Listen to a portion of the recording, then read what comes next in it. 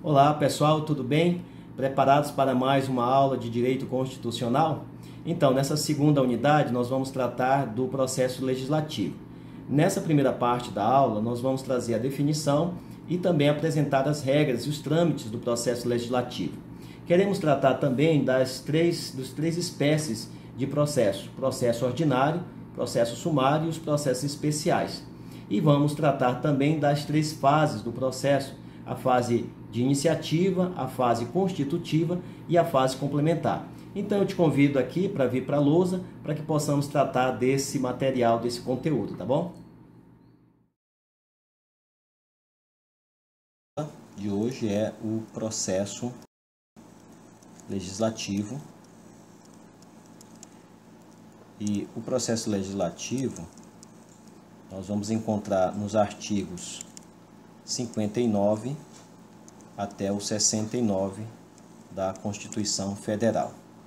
Inicialmente, vamos tratar primeiramente de algumas noções gerais. Algumas noções gerais sobre esse tema. Então, como noção geral, nós vamos começar primeiro falando sobre um conceito. Então, o que seria o processo legislativo? Então, vamos começar com um conceito. O processo legislativo, ele é a sequência de atos que devem ser cumpridos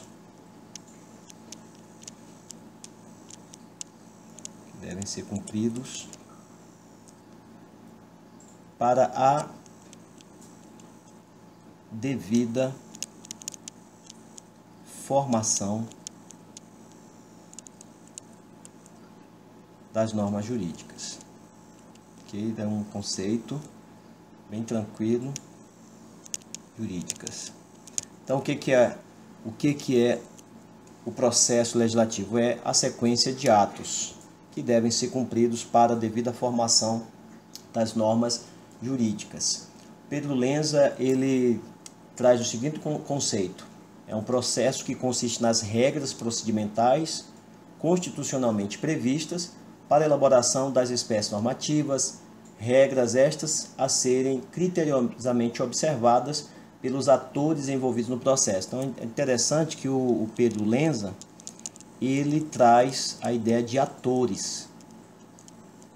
Ou seja, porque o processo não envolve apenas regras, mas envolve aquelas pessoas e instituições que são legitimadas pela própria Constituição para que se dê início a iniciativa de elaboração das normas, e aquelas que participam desse processo de elaboração. Então, nesse conceito que nós passamos aqui, falamos apenas do aspecto dos atos que devem ser cumpridos para a formação das normas. Mas o Lenza traz essa ideia muito importante aqui, relevante, que é sobre os atores. Então, precisamos entender também que o processo legislativo, ele é um procedimento, ele é o procedimento destinado à elaboração de quê? Ou seja, quais são as espécies normativas ali elencadas na Constituição que são desenvolvidas por um processo legislativo. Primeiro, nós temos a emenda constitucional. Emenda constitucional, já vou abreviar aqui. Essa é a emenda constitucional. Segunda espécie, nós temos a lei ordinária. Nós vamos chamar de LO. Terceira espécie, nós temos a lei complementar. Vamos chamar de LC. A quarta espécie é a lei delegada. LD. A quinta espécie é a medida provisória. medida provisória, a MP. A sexta espécie é o decreto legislativo, DL. E tem uma sétima espécie que são as resoluções. Então, para cada uma dessas espécies tem as regras definidas na Constituição de como elaborar cada uma dessas espécies. Precisamos também destacar algo aqui sobre esse procedimento, ok? O que eu quero destacar sobre esse procedimento e sobre esse conceito de processo? Primeiro, que são normas primárias. Então, trata-se de normas primárias, mas é importante destacar que não são objeto do processo legislativo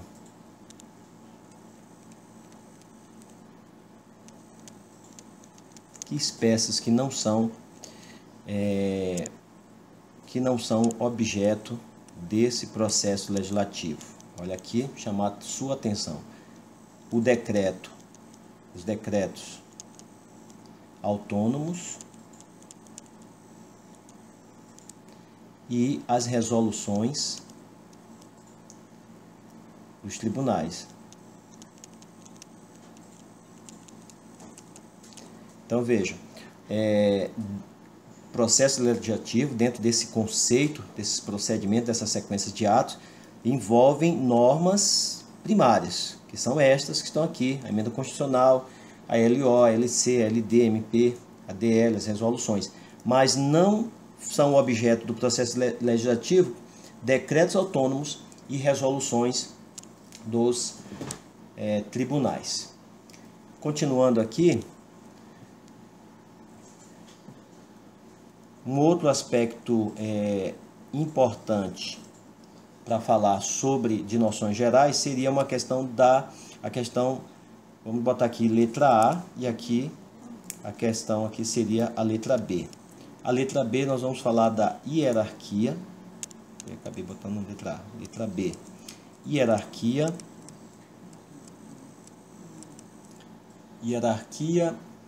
entre as espécies normativas.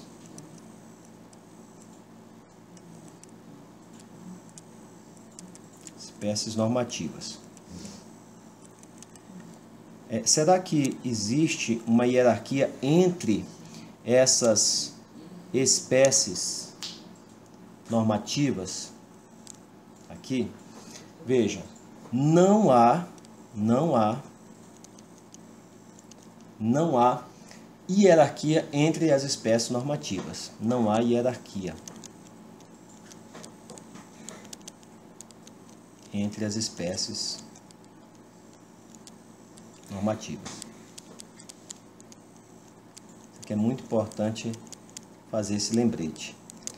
Então, no aspecto da hierarquia, não há hierarquia entre as espécies normativas, tá certo? Então, é só você lembrar da pirâmide, escalonamento das normas. Nós temos lá no topo a Constituição Federal e aqui tem a emenda constitucional e nós temos aqui as leis ordinárias, leis complementares, todas estão no mesmo nível.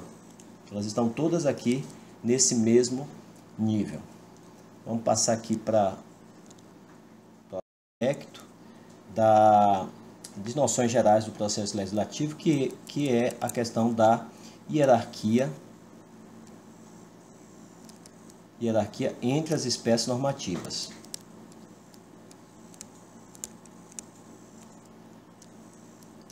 O que foi que nós falamos, né? Nós falamos que não há hierarquia entre as espécies normativas. Não há hierarquia entre as espécies normativas.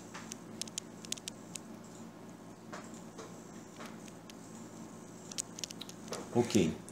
E aí nós destacamos que basta lembrar ali da pirâmide, da pirâmide, que mostra que as leis complementares, as medidas provisórias, leis delegadas, essas leis, elas estão todas no mesmo nível. Portanto, não há uma hierarquia entre as espécies normativas.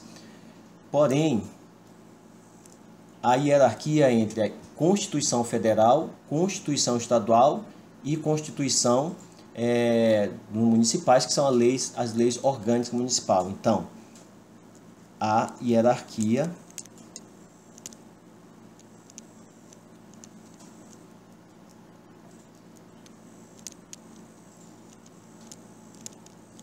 entre a Constituição Federal e as constituições estaduais, e entre as constituições estaduais e as leis orgânicas. Então, a hierarquia entre Constituição Federal, Constituição Estadual e a lei orgânica municipal. Outra observação é que não há hierarquia entre leis federais, estaduais e municipais. Não há hierarquia entre leis federais, estaduais e leis municipais. Ou seja, a lei federal ela tem o seu objetivo, que vai valer em todo o território federal, e as leis estaduais, obviamente, que terão o seu objetivo apenas para tratar de questões dentro do território de cada estado e dentro do territórios municipais, nos aspectos relevantes, nos aspectos de competências, tanto dos municípios quanto dos estados, e a lei federal, que tem a ver com a competência da União para legislar. Então, o que pode haver, na verdade, seria um conflito de competência. Então, existe, na verdade, o que? Conflito de competência entre essas várias esferas. Então, pode haver um conflito de competência, sim. Aí tem que resolver qual o conflito. Mas hierarquia não. Cada lei, ela, dentro da sua competência, ela vai produzir a sua eficácia e aplicabilidade. A letra C, eu vou tratar agora, então, sobre as normas primárias. Nesse momento aqui, falando de algumas observações gerais, algumas noções gerais. Então, normas primárias. O que nós vamos destacar sobre as normas primárias? Primeiro, que elas derivam diretamente da Constituição. Então, elas derivam diretamente da Constituição. Elas têm a Constituição é o fundamento, a base, portanto, essas normas primárias, elas têm o seu nascedor, a sua base, a sua fundamentação num processo legislativo constitucional. Por isso, elas poderão ser objeto de avaliação, objeto de julgamento sobre a constitucionalidade ou não. Elas também, outra característica, elas inovam o direito. Então, cada uma dessas espécies normativas vai trazer luz a algo novo em relação ao direito, vai modificar alguma relação jurídica, vai trazer novos entendimentos, novas regras. Então, elas inovam no direito. Elas também possuem igual hierarquia, salvo a emenda constitucional. Então, vou botar aqui igualdade hierárquica. Então, salvo a emenda constitucional, que aí ela vai modificar a Constituição, ela está lá no topo próximo ao topo da pirâmide, vamos dizer assim, porque aí quando ela é aprovada, então ela passa a ser uma lei constitucional. E também destacar que cada uma tem um campo de atuação específico, que seria obedecendo a um princípio chamado princípio da especialidade. Então, vamos colocar aqui, campo específico.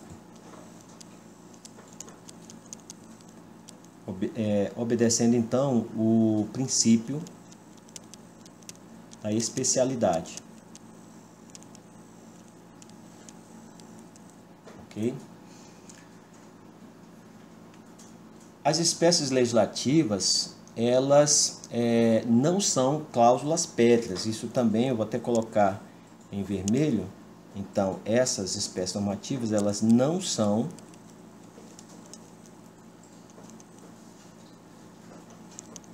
cláusulas pétreas. Ok? Então, elas podem ser modificadas por emenda constitucional. Elas podem ser modificadas por emenda constitucional. Ok? Então, exemplo é a emenda constitucional 32/2001, que alterou as regras das medidas provisórias, tá certo? Então, aqui como exemplo, a emenda constitucional, vou colocar aqui direitinho. Então, um exemplo, emenda constitucional 32/2001, que alterou as medidas provisórias, alterou as regras para as medidas provisórias. Importante também destacar que todos os procedimentos do processo legislativo, eles são normas de reprodução obrigatória nos estados, nos municípios, no que couber. Então, isso aí é objeto de uma ADIM. Então, vamos colocar isso aqui, né, pessoal? Vamos colocar aqui. Elas são, como é que a gente vai colocar? Todos são procedimentos, todos esses procedimentos são normas de reprodução obrigatória. Então, vamos botar aqui, ó, são normas de reprodução